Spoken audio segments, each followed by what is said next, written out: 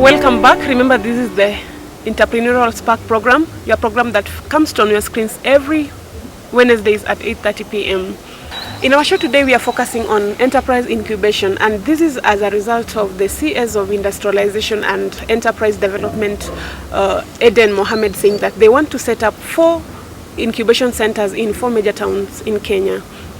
Mr. Sargon, before we went for a break, you just mentioned some activities that goes on in an incubator. Could you please just go to the details for the sake of our Now, a model incubator, because at times we may not have a model, a model incubator has a host of activities, but we can summarize into 3.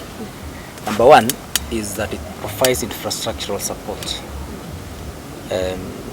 That is where we talk about maybe government like Kenya setting up maybe some space, building, and then providing some rent space to the incubatees.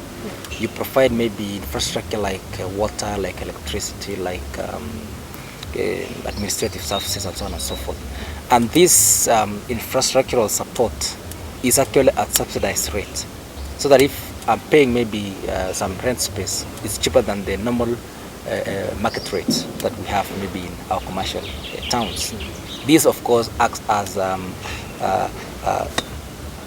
as sort of an incentive to the incubatee to continue the business as they steady up their ship in order to really run the business.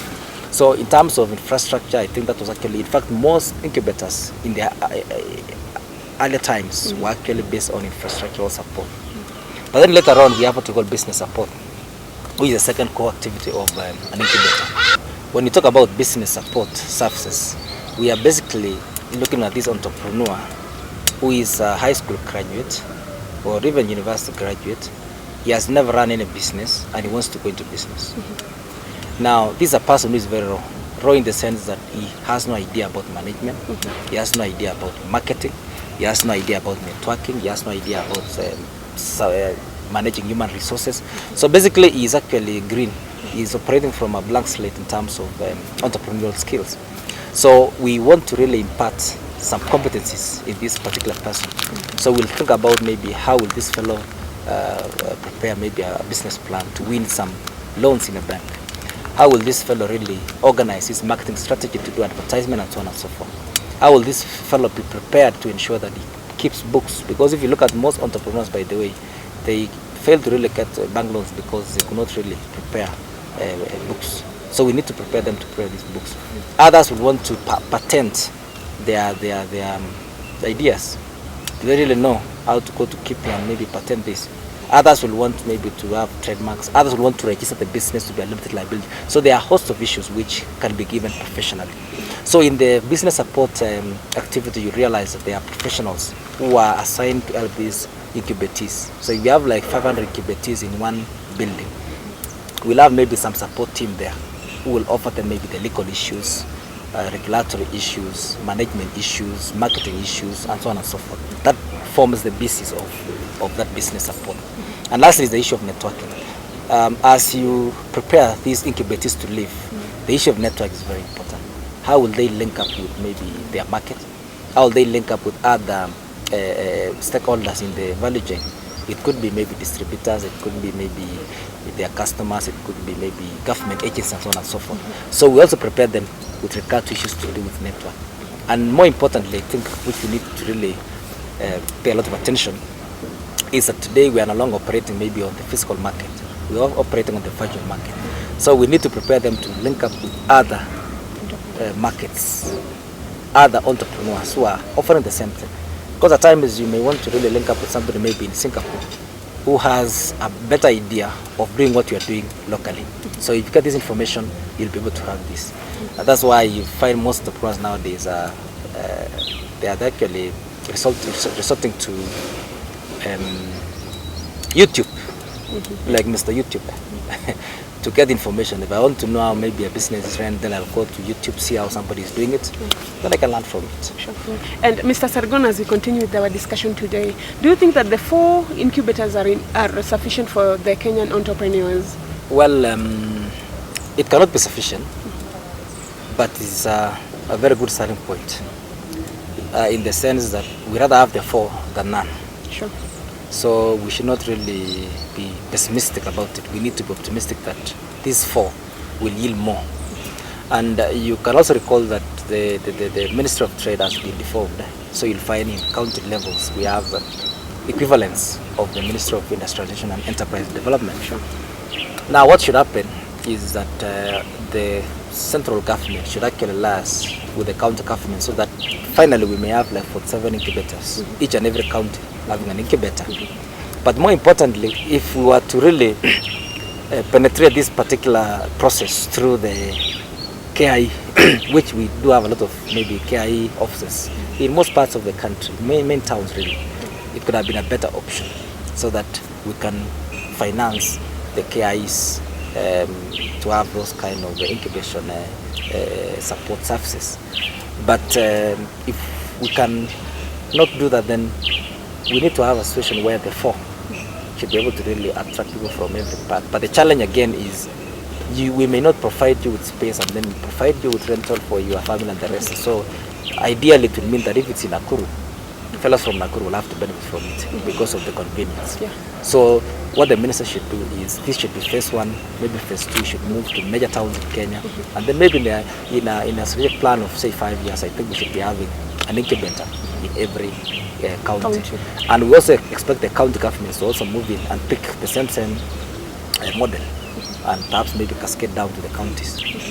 And you said that 4 is better than 1, and your urge to the CS for industrialization and enterprise development is that he needs to see that there are incubators within the 47 counties. Does it mean that we've not been having incubators in Kenya? And if maybe they've been there, are entrepreneurs embracing them? Well, as I've alluded earlier on, we do have incubators. KIE is one of them. Juakali Shades could be another one, which is infrastructural in nature. And if you go to major towns like Nairobi, I think we have a lot of some incubators, especially in the techno-based sector, like NILAB and the rest. And the fact that we have these incubators does not mean that our entrepreneurs are really very aware about this. One, the letter and the spirit was lost somewhere, because initially I think it was to provide a lot of services to these people before they graduate them. But if you go to Juakali Shades today, you'll find that people are permanently there. They've been there for 10 years. So it loses the meaning. KIE used to offer some loans for entrepreneurs to acquire maybe small manufacturing machines, like you want to pulp coffee, you're given a machine.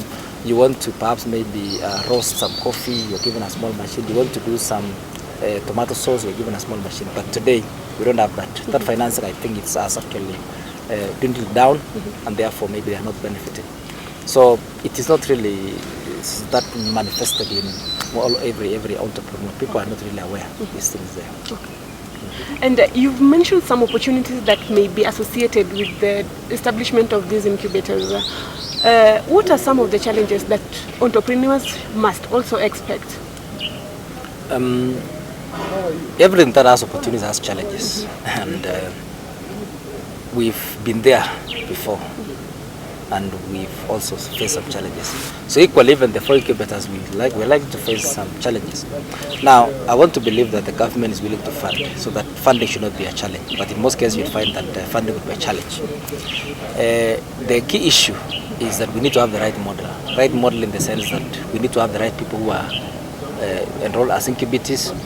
We need to have the right strategy in terms of curricula, which will offer these people so that by the time they are graduating, they are able to really stand on their own and not only succeed, but even end up maybe scaling up to the certain level of large scale. Number 3 is the issue of the kind of modeling that, mentoring that we are offering. Sometimes we lack maybe people who can do follow-up. We expect a situation where once these graduates move, then we should mentor them through until they are stable. At times you'll find that we just release them and then we allow them to venture.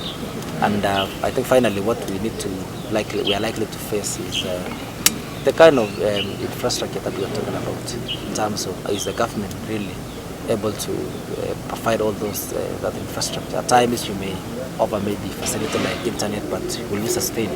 I remember sometimes back, government came up with a policy where they were trying to put internet in every post office, but today if you go there, there's nothing. So my fear is that it could be a one big project that we want to just do it and then it collapses. Sure. But maybe let's trust the minister that he'll do something.